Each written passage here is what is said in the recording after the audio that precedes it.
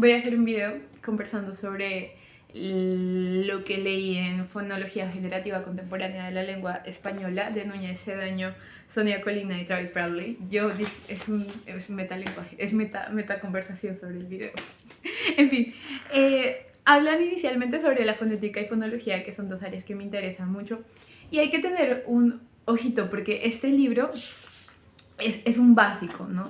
Entonces plantea cosas claras para que entendamos conceptos. Sin embargo, hay más discusiones. Siempre sobre lo que estudiemos van a haber otras discusiones. La discusión sobre cuál es el límite entre fonética y fonología creo que va mucho más allá de lo que se menciona aquí. Sin embargo, es un buen comienzo para entenderlo, ¿no? Es como clase de pregrado. Entonces, decían que estos términos, fonética y fonología, se usaban indeterminadamente antes del siglo XIX para estudiar sonidos. Sin embargo, con la llegada de Saussure, que por cierto, chismecito, me dijeron que no sé si esos chismes se deben decir tan abiertamente, pero es un chisme. Saussure dicen que llegó, que huyó hacia Uruguay porque el man era nazi. Así que, no sé, es un chisme. El punto es que este tipo, a partir de lo que se dice de él, ¿no? Que se hace la generación, que se divide lo que es lengua y habla, se hace también una separación de aquello que es fonética y fonología. Porque ¿qué es lengua? Lengua es aquello abstracto que todos los hablantes comparten. ¿Y qué es habla? Es aquello individual que producimos. Y a partir de aquello que producimos, de los sonidos que yo estoy produciendo ahorita, es que se va a conocer la lengua que yo comparto con las personas que me están entendiendo, con la persona que me esté escuchando ahorita, ¿no? Viendo. Entonces, así separando lengua y habla, como primera idea de Saussure, se separa también fonética y fonología. La fonología va a estudiar aquello que es abstracto, que compartimos, y la fonética va a estudiar aquello que es individual, aquello que cada hablante produce, o bueno, aquello que es producido, en fin, ¿no? Entonces, fonética, estudio de los sonidos del habla, ¿no? Podemos decir muchos sonidos, podemos variar mucho. La forma en que yo pronuncio la M, por ejemplo, es variada, depende de dónde está la M, si la M está antes de una P, si la M está antes de una B, si la M está antes de una T. En el español no está la M antes de una T. Bueno. Y entonces la fonología se trata de fenómenos lingüísticos. ¿Qué es la fonología? La fonología va a estudiar entonces cuáles son los sonidos que tienen una función. ¿Cómo así una función? Que van a generar un significado, que van a hacer algo cuando tú lo dices. Por ejemplo, no es lo mismo decir pata que decir mata. Ahí cambia la palabra cuando cambia el sonido. En esos sonidos se enfoca la fonología, en esos que producen algo, que no hacen igual. Pero si yo te digo rata y rata, para nosotros en español va a ser casi la misma cosa, ¿no? Si yo digo vaca y vaca, para nosotros en el español va a ser lo mismo. Sin embargo, si yo digo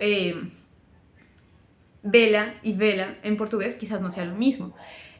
Y ahí se va a dedicar la fonología, en ver cuál es la producción de ciertos sonidos, qué cambios genera en el lenguaje. Luego se habla sobre el fonema, entonces va a ser el fonema, va a ser eso también es interesante, porque van a haber personas que crean que el fonema es una abstracción mediante la cual estudiamos el lenguaje, que yo era una de esas personas, pero hay otras personas que dicen que no, que efectivamente la lengua está compuesta por segmentos, ¿no? Hay varias posturas. Cuando digo segmento me refiero a... ¿A qué me refiero? A una parte, a un sonido, por ejemplo. Cuando decimos segmentos nos referimos a consonantes vocales, ¿no? A sonidos del habla. Y estos fonemas van a caracterizarse, según la Escuela de Praga, por tener una función distintiva, ¿no? ¿Qué es una función distintiva? Que cuando tú los produces van a distinguir algo, como les decía antes, ¿no?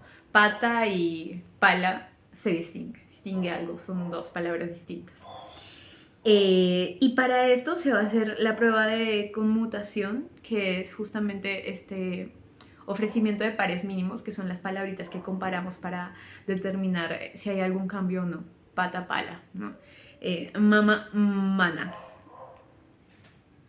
Luego va a haber hay un término más que se expone aquí con los distribucionalistas americanos, en específico con Leonard Bloomfield, que van a hablar sobre la distribución complementaria.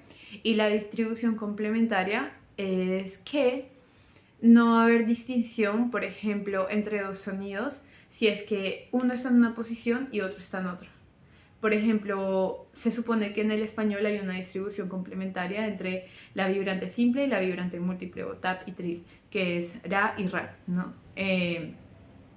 Sin embargo, hay un momento en el que ellos confluyen, que ahí ocurre, supongo que es una neutralización, pero creo que esto es un tema para conversación. El punto es que esto es lo que va a pasar con el fonema, tiene una función distintiva. ¿Cómo saber si hay alófonos? Tienen una distribución complementaria. ¿Qué es un alófono? ¿Qué es un fonema? Entonces decíamos que el fonema va a ser una categoría que representa un sonido, ¿no? Que representa una... Yo intentando explicar qué es un fonema. Es una categoría, es una cajita. Es una categoría de sonidos. Por ejemplo, para nosotros en español un fonema. Un fonema es la T. Y usamos la T para decir tarado, tinta. Y un alófono puede ser una T cuando tú dices tonto, pero cuando dices tonto, no sé, o algo así, que varía el sonido. Las dos formas de haberlo dicho son fonos. Lo dices con diferentes sonidos físicos. Pero significa lo mismo, tiene la misma función en la lengua. Entonces, ese sería el fonema, ¿no? Un segmento que tiene una función en la lengua, que va a definir cosas en la lengua, un significado. Y no sé qué más se tendría que decir sobre el fonema. Entonces esto sería el fonema. Los alófonos son las realizaciones de ese fonema, las realizaciones físicas de ese fonema. Y la tarea principal entonces de la fonología generaría en torno a la descripción del comportamiento de los fonemas. ¿Cómo se comportan ellos? ¿Cómo se organizan? ¿Y cuáles son las regularidades, ¿no? ¿Cuáles son, sí, el comportamiento de estos? ¿Qué pasa cuando tal está antes de tal? ¿Y cuáles son las regularidades? Como yo decía, en español creo que no tenemos M antes de T dentro de una... No tenemos, ¿no? Imte. No hay, por ejemplo, ¿no? Entonces, ¿cuál es el comportamiento de estos fonemas y qué es lo que cambian? En eso se va a enfocar la fonología. Por ejemplo, algo interesante es que en el Shawi, que es la lengua que yo estudio, la N no va a estar inicio de sílaba. Dentro de la palabra no va a estar inicio de sílaba. Entonces, si tú tienes una palabra, por ejemplo, que es nana, cuando ella está dentro de una palabra, va a iniciar con dana, porque la N se va a convertir en R cuando esté dentro de una palabra.